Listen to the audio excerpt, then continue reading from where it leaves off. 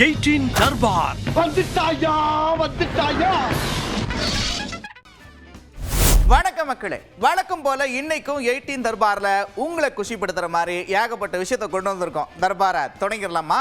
இன்னும் ஒரு ரைடு நடந்தா போதும், அதிமுகவை பாஜகவோட இணைச்சாலும் இணைச்சிருவாரு. தமிழக காவல்துறை, தமிழக அரசாங்கம் எவ்வளவு மோசமா பண்ணாலும் நடந்திருக்கும். ஒரு பெண்மணியை கைது பண்ணியிருக்கீங்க, அது I leave it to court. பேசுனாங்க, தப்பு அதுக்கு தவறு. நான் பேசிட்டதுக்கு காயப்பட்டிருந்தா நான் வருந்துறேன்னு சொன்னதுக்கு பிறகு விட வேண்டியது. அதுக்கு ஒரு பெண்ணை அவசரமாக போய் வேற மாநிலத்தில் போய் கைது பண்ணிட்டு வந்து சிறைப்படுத்துகிற அளவுக்கு அது ஒரு பெரிய குற்றமா?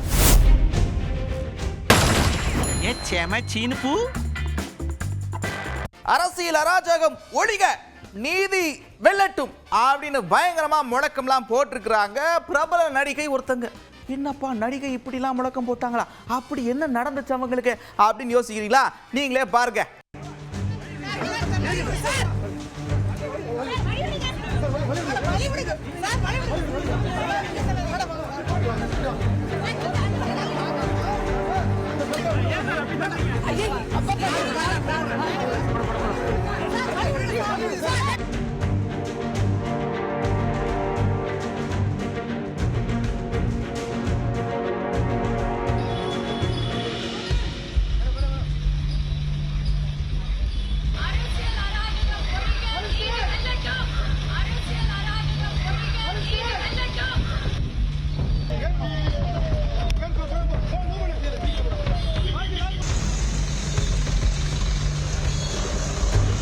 இந்த ஊர்லயே அவ்வளவு ஏன் இந்த மாநிலத்திலே இந்த நாட்டிலேயே அதுதான் விலை உயர்ந்த கேக்கு போட்டிருக்குங்க. 2025 கிலோ வெயிட்ல கேக்க தயாரிச்சிருக்கிறாங்க. அதுவும் பாதாமும் முந்திரின்னு ஏகப்பட்ட விஷயங்களை போட்டிருக்கிறாங்க. இப்ப இருக்கிற விலைவாசியில 1 கிலோ முந்திரி பருப்பு நம்மளால வாங்க முடியுமா? யோசிச்சு பாருங்க. விலை உயர்ந்த கேக் ஒரு டைம் பார்ப்போமா?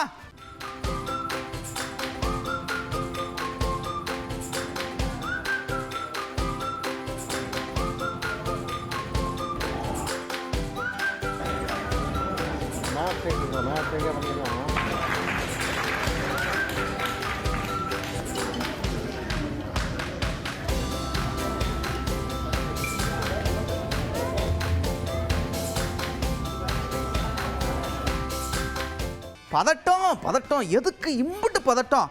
அங்க பாருங்க, தாலிய மாப்பிள்ளை கட்டுறதுக்கு பதிலா அவங்களே பதட்டல பொண்ணுக்கு கட்ட போயிருக்கிறாங்க. ஒரு வழியா சுதாரிச்சு கொடுத்துட்டாங்க.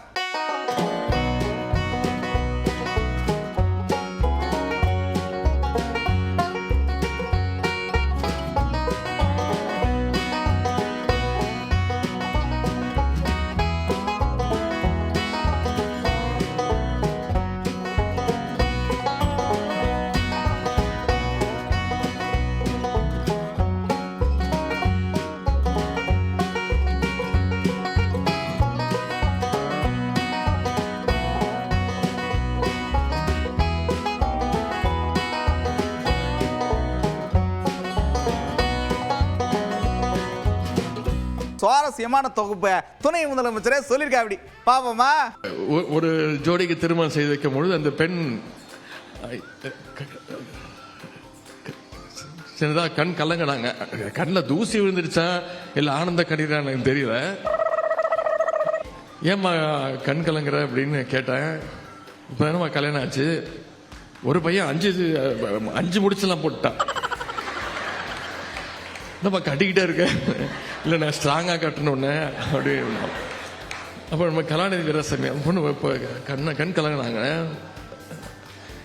உடனே கலாநிதி வீரசாமி சொன்னார்கள், நம்முடைய நாடாளுமன்ற உறுப்பினர், அந்த பொண்ணுக்கு பையன் தெரியல, இதுதான் அந்த பொண்ணு அழுவுற கடைசி நாள், இனிமே அந்த பையன் தான் அழுவோப்பா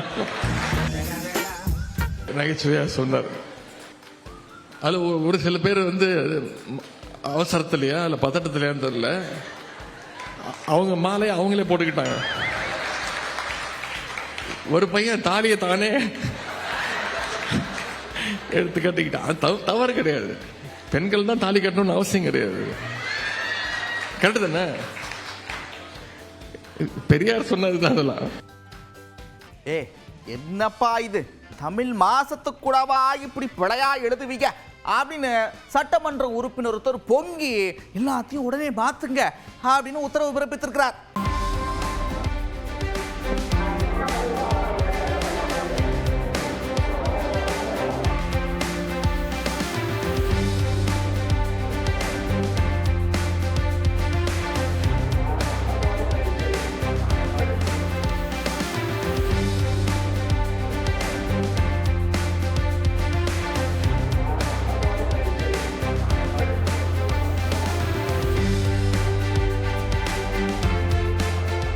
ஒரே கல்யாண சீசனா இருக்குது.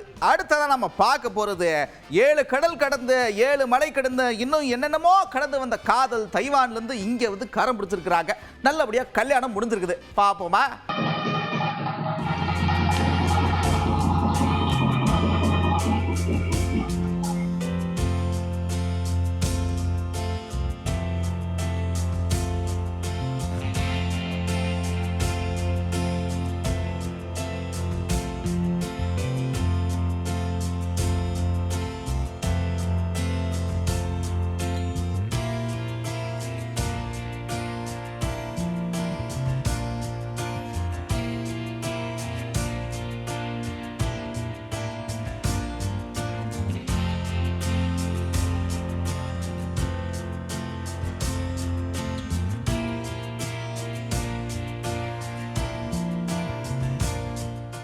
நாம மட்டும் அவங்க கிட்ட இருந்த மாதிரி பயபக்தியோட இருந்த மாதிரி இப்போ இருந்தா இந்த எதிரிகளை வெல்றதெல்லாம் ஒரு விஷயமே இல்லைங்க.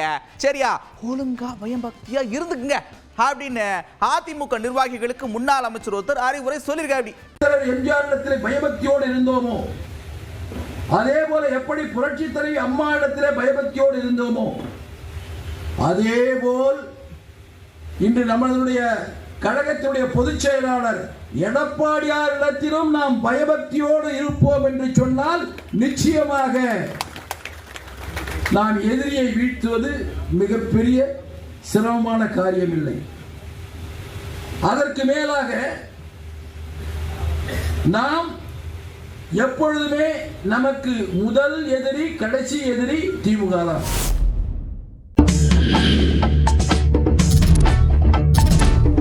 ஊருனாலே அழகுதான். அந்த ஊர்ல திருவிழான்னா இன்னும் பிரம்மாண்டமான கொண்டாட்டம் தான். சங்ககிரி பக்கத்துல எருதாட்டம் நடந்திருக்கு. சும்மா சீறி பாஞ்சிருக்கிறாங்க ஒவ்வொருத்தரும். அப்படியே பார்த்து ஆரவாரம் பண்ணி மக்கள் கைத்தட்ட விசிலடிக்க ஒரே கலகலப்பு போங்க.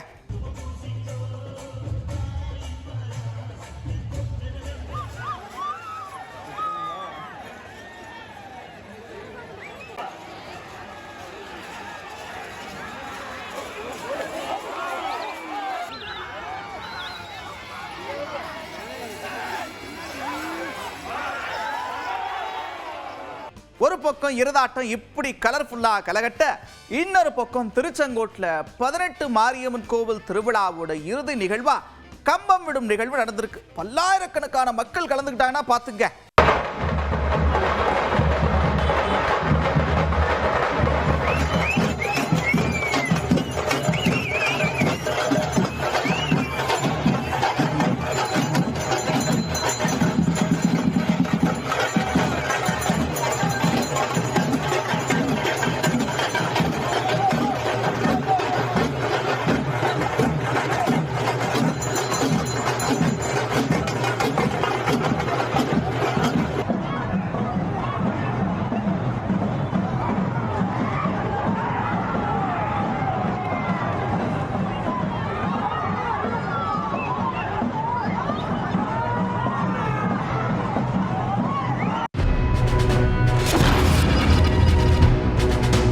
நம்ம வீட்டில் அலமாரியிலலாம் தூசி தட்டி எடுத்து பார்த்தோம்னா நம்ம அப்பா அம்மா இல்லை அக்கா மாமா இவங்களுக்குலாம் கல்யாணம்னா அந்த சிடி கேசட் இருக்கும். அந்த கேசட்டை இப்போ ப்ளே பண்ணி பார்த்தா ஒரே சிப்பு சிப்பாக வரும். அந்த அளவுக்கு எடிட்டிங்கில் மிரட்டியிருப்பாங்க நம்ம பசங்க. ஸோ உங்கள் திருமண வீடியோவை பார்க்குறப்ப அந்த மலரும் நினைவுகள்லாம் என்ன பாட்டெலாம் யூஸ் பண்ணியிருந்தாங்க அப்படின்னு மக்கள்கிட்ட கேள்வியை கேட்டிருக்கோம். பலவிதமான பதில்களை மக்கள் சொல்லியிருக்கிறாங்க. பார்ப்போமா? சாமி ஃபிலிம்லேருந்து இதுதானா சாங் எனக்கு ரொம்ப பிடிக்கும். சரி, மேரேஜ் ஃபிக்ஸ் ஆனால் நம்ம இந்த சாங்கை வைக்கலாம் நம்மளோட ஆல்பத்தில் அப்படின்னு பிஃபோராகவே காலேஜ் படிக்கும் போதே ஒரு மைண்ட் செட்டில் இருந்தேன். கரெக்டாக அந்த சாங்கை நாங்கள் ஆல்பத்துலேயும் வச்சுருந்தோம், வீடியோ ஆல்பத்துலேயும் வச்சுருந்தோம். தெரி ஃப்ரம் என்ஜீவன், தெரி ஃப்ரம் என்ஜீவன், என்ஜீவன் என் ஜீவன் ஃப்ரம் தெரி. எதனால ஃபேமிலி எமோஷ்னலாக இருக்கும் அதனால். கல்யாண மாலை கொண்டாடும் பெண்ணை பாட்டு நல்லா இருக்கும். மலரும் நினைவுகளாக அந்த பாட்டை கூட நான் பாடி காமிக்கிறேன். அட சாலுக்கு சாலுக்கு சேல இந்த கட்டிக்கிட்டாலே ஒரு காலுக்கு காலுக்கு ஆள வந்து ஒட்டிக்கிட்டாலே சந்தன பட்டி சக்கரை கட்டி வாங்கிக்க நீயும் வட்டிக்கு வட்டி. இந்த பாட்டை கேட்கும்போது ரொம்ப மனசு ரொம்ப ரிலாக்ஸாக இருக்கும். அது கலந்தப்போ அந்த பாட்டெலாம் அடிக்கடி கேட்பேன். கல்யாணத்தில் எடுத்த வீடியோவிலையும் அதே பாட்டாக போட்டு கேட்பேன். இப்போவும் அதே நினைவுகள் வந்து அந்த பாட்டை வந்து அடிக்க கேட்டுகிட்டே இருப்பேன். இப்போ நல்லா இருக்குது. முன்னாடியெல்லாம் இந்த மாதிரியெல்லாம் இல்லை சார். இப்போவெல்லாம் நல்லா கேமராவெல்லாம் எடுத்து கல்யாணத்துக்கெல்லாம் போட்டால் கேமராவெல்லாம் நல்லா இருக்குது. எங்கள் காலத்துலலாம் அதெல்லாம் கிடையாது. என் பொண்ணுக்கு கல்யாணம் பண்ணோம். இந்த வருஷம் போன வருஷம் கல்யாணம் பண்ணோம். அதுக்கே மருமகளே மருமகளே வா வா வா வலது காலை எடுத்து வச்சு வா வா குணமகளே குணமகளே வா வா அந்த பாட்டெல்லாம் ஓடுச்சு. இப்போ உள்ள பொண்ணுகளுக்கு டிவி இருக்குது, கிரண்டு செல்லு வச்சு படமாக்குதுவோ, எல்லாமே வச்சு படமாக்குதோ. எங்கள் காலத்துலலாம் அதெல்லாம் நாங்கள் பார்க்கல. இந்த மழைக்காலம் வந்துருச்சு, மழை அங்கங்கே பெஞ்சிக்கிட்டு இருக்கு. அங்கங்கே அந்த பாம்புலாம் அந்த குடியிருப்பு பகுதிக்கு வர்றது, தோட்டத்துக்கு வர்றது, இந்த மாதிரி அது வச்சுட்டு இருக்கு. இப்போ கோயம்புத்தூரில் பாருங்கள், 7 அடி நீளமாக இருக்கக்கூடிய ஒரு மலைப்பாம்பு தோட்டத்துக்குள்ளே வந்திருக்கு. ஒரு வழியாக ஜாக்கிரதையாக பார்த்துட்டாங்க, வனத்துறையை பிடிச்சிட்டு போயிட்டாங்க. ஆமாம்,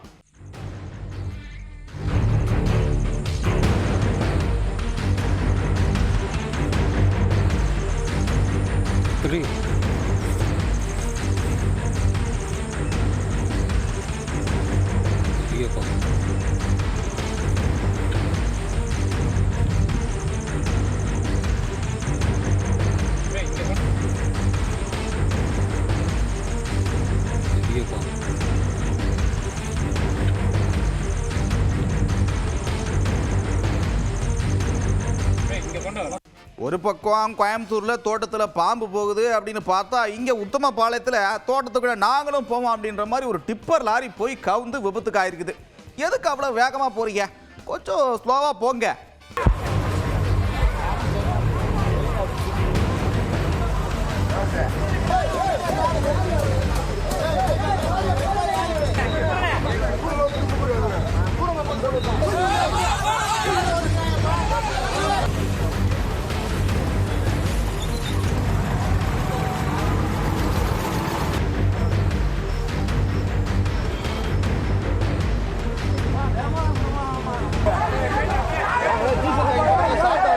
இந்த மாடு முற்ற சம்பவம் தொடர்ச்சியாக நடந்துக்கிட்டே இருக்குது. அதை முழுசாக கட்டுப்படுத்துறதுக்கு இன்னும் முடியலன்னா பார்த்துங்க. இந்த மேடை வாக்கத்தில் அப்படி தான் உட்காந்துட்டு இருக்கிறார் ரோட்டோரமாக.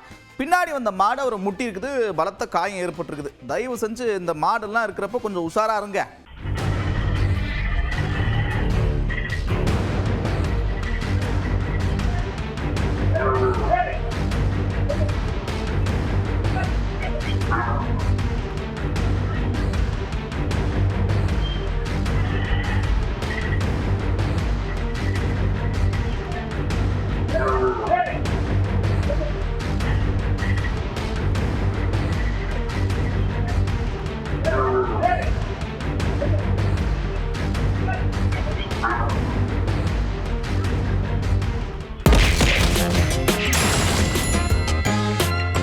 ஏங்க, எத்தனை முறை கேட்பீங்க, நாங்கள் தான் சொல்லிட்டோமே கூட்டணி இல்லை கூட்டணி இல்லை கூட்டணி இல்லைன்னு. தூக்கத்தில் எழுப்பி கேட்டால் கூட இதைத்தான் பதிலாக சொல்லியிருப்பாரு அப்படின்ற அளவுக்கு முந்தைய பேட்டிகள்லாம் இருந்துச்சு. ஆனால் இப்போ பாருங்க, சரியாகவே பதில் சொல்ல மாட்டேங்கிறாரு. இன்னொரு ரைடு விட்டால் கட்சியவே அங்கே போய் சேர்த்துக்கிடுவார் அப்படின்னு துணை முதலமைச்சர் காட்டமாக விமர்சனத்தை முன் வச்சிருக்காப்படி. ஒரு 3 மாதத்துக்கு முன்னாடி என்ன சொன்னார்? எந்த நேரத்திலையும் பாஜகவோடு கூட்டணி கிடையாதுன்னு சொன்னார். உங்களுக்கு ஞாபகம் இருக்கும். சேலத்தில் ஒரு 10 நாளுக்கு முன்னாடி ஒரு ஐடி ரெய்டு நடந்துச்சு. ரெய்டு நடந்து அடுத்த நாளே சொல்லிட்டாருங்க, கூட்டணி பற்றி இப்போ பேச முடியாது, தேர்தல் நெருக்கத்தில் இதை பற்றி பேசிக்கலாம் அப்படின்னு சொல்லிட்டார். இன்னும் சொல்லப்போனால் இன்னும் ஒரு ரெய்டு நடந்தால் போதும், அதிமுகவை பாஜகவோட இணைச்சாலும் இணைச்சிருவார். இன்னும் ஒரு ரெய்டு நடந்தால் போதும், அதிமுகவை பாஜகவோட இணைச்சாலும் இணைச்சிருவார். பழங்காலத்து கட்சி தொடங்கி இப்போ தொடங்கி இருக்கிற கட்சி வரைக்கும் யார் பக்கம் நீங்க அப்படின்ற மாதிரி உங்களை இழுக்கிறதுல பயங்கர குறியா இருக்காங்கன்னு நினைக்கிறேன். இருந்தாலும் மேடையிலே பளிச்சுன்னு பேசிட்டீங்களே. என் பக்கத்திலே அண்ணன் திருமா அவர்கள் இருந்தார். இன்னைக்கு தமிழ்நாடே பார்த்துக்கிட்டு இருக்கு திருமா எங்கு செல்வார் என்று. இங்குதான் இருக்கிறார், எங்களோடு தான் இருக்கிறார். நான் அரசியல் பேச வரவில்லை, வழக்கறிஞர்கள் எங்கு இருந்தாலும் அங்கு வருவார் என்று சொன்னேன். அவருக்கு தெரியும், அவரும் வழக்கறிஞர். திருமா நம்மோடு தான் இருக்கிறார், அவர் நம்மோடு தான் இருப்பார். நல்லவர்கள் இருக்கா இருப்பார். மக்களோடு இருப்போம். அன்பு சகோதரர் இன்பதுரை அவர்களுக்கும் இதுதான் பதில். கட்சிகளோடு அல்ல, மக்களோடு நிற்போம். மக்களுக்காக போராடுகிறவர்கள் யாரா இருந்தால் என்ன, எந்த அடையாளம் இருந்தால் என்ன, அடையாளம் முக்கியமல்ல. கட்சி அடையாளம், சாதி அடையாளம், மத அடையாளம், இவற்றையெல்லாம் தாண்டி சிந்திக்கவும் செயல்படவும் நாம் பக்குவப்பட வேண்டும். அது தேர்தலுக்கான அழைப்பு இல்ல, இந்த சட்டத்துக்கு எதிர்ப்பான ஒரு போராட்டத்திற்கு அழைப்பு. அதுதான் அந்த போராட்டத்துக்கான அழைப்பு தான். அதுக்கும் தேர்தலுக்கு சம்பந்தம் இல்லை. இல்ல நான் தெரியாம தான் கேட்கிறேன். அப்படி என்ன அவங்க பேசிக்கிட்டாங்க, இதுக்கு தனிப்படையெல்லாம் அமைச்சு கைது நடவடிக்கை எல்லாம் அவசியமா அப்படின்னு அண்ணன் கேள்வி எழுப்பியிருக்கா. அப்படி திட்டமிட்டு வேணும்னே ஒரு பழி வாங்கணும்னு நினைக்கிறாங்க, அதுக்கு செய்கிறாங்க. இப்போ அவங்க பேசுனதில் காயம்பட்டதை அவங்க சொல்கிறாங்க. 100 ஆண்டுகளாக ஒரு தமிழ் பேரினத்தை திராவிடர்னு சொல்லி கொண்டிருந்தா நாங்கள் எவ்வளோ காயம்பட்டிருப்போம். சரி பேசுனாங்க, தப்பு அதுக்கு தவறு. நான் பேசிட்டதுக்கு காயப்பட்டிருந்தா நான் வருந்துறேன்னு சொன்னதுக்கு பிறகு விட வேண்டியதுன்னு. அதுக்கு ஒரு பெண்ணை அவசரமாக போய் வேறு மாநிலத்தில் போய் கைது பண்ணிட்டு வந்து சிறைப்படுத்துகிற அளவுக்கு அது ஒரு பெரிய குற்றமா? இந்த நாட்டில் மலையை வெட்டி விற்றுக்கிட்டு இருக்கிறவன், மண்ணள்ளி திங்கிறவன், கொள்ளையடிக்கிறவன், அவன்லாம் வெளியில் தானே இருக்கான். ஒரு பக்கம் அண்ணன் இப்படி சொல்ல, இவர் என்ன சொல்றாரு அப்படின்னா பாதுகாப்பு ரொம்ப முக்கியம். மீசையை முறுக்கிக்கிட்டு நாள் பூரா தேடுல தேடி பாவம் ஒரு பெண்மணி கஸ்தூரியை கைது பண்ணிட்டாங்களாம். ஆனா எனக்கு நீதித்துறை கிட்ட ஒரு வேண்டுகோள் இருக்கு, அவங்களுக்கு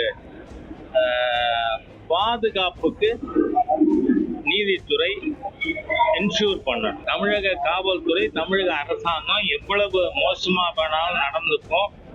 ஒரு பெண்மணியை கைது பண்ணியிருக்கீங்க, அது I leave it to court. ஆனால் இந்த அரசாங்கம், இந்த காவல்துறை நேர்மையாக நாகரிகமாக நடக்காது. அப்புறம் என்ன ஜாலியா சிரிச்சுட்டு கலகலப்பா பார்த்துருப்பீங்க. ஆனா பாத்துங்க, கடையை மூடுற நேரம் வந்துருச்சு. மறுபடியும் இதே மாதிரி ஒரு தர்பார்ல உங்களை சந்திக்கிறேன். அதுவரை விடை பெறுவது நான் நந்தா. இது 18 தர்பார். 18 தர்பார் வந்துட்டாயா.